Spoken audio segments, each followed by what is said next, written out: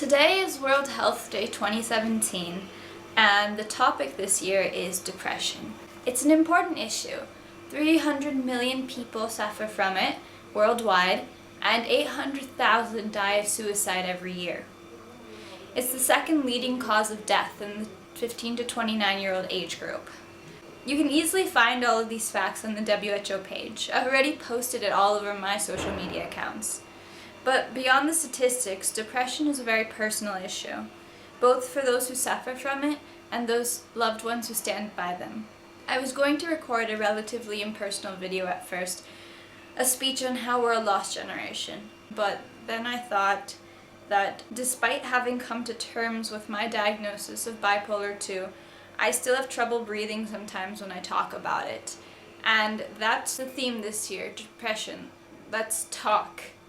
Because I know that others have it worse than me, but that's the exact opposite of what you want to hear when you're thinking that the world is against you.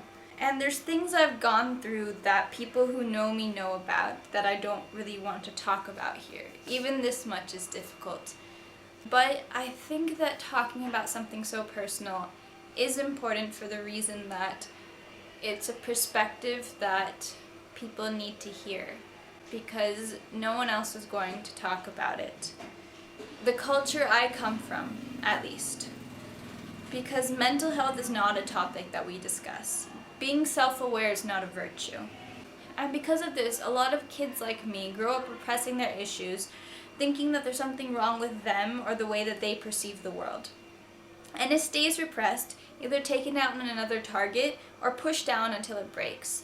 And no one sees that break for the cry for help that it is, not even the person who broke. Because when no one believes you, you stop believing yourself too.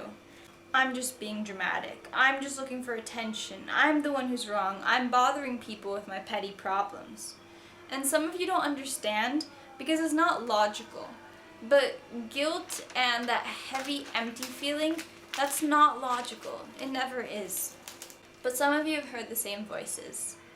And this campaign is for both sides. I'll link to it below because the comprehensive nature of this campaign, which was started in 2013, is quite admirable. It's talking about refugees, the countries that no one thinks about when they think about depression. It's talking about rural areas where the biggest problem isn't the treatment but identifying the symptoms in the first place.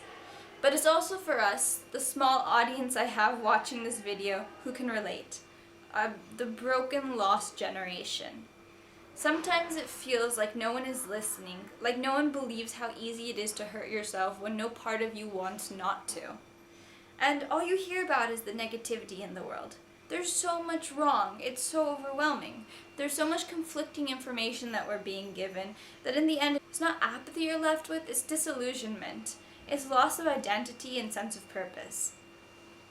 There are more mundane issues, of course, that compound the issue.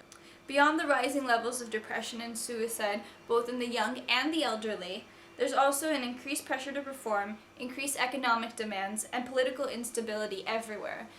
It's not the world we were promised that we'd have when we were kids, and that's left us bitter and cynical. Because the question you ask yourself most when you're in the depressed mood is, what's the point? What do I have to contribute? What am I worth?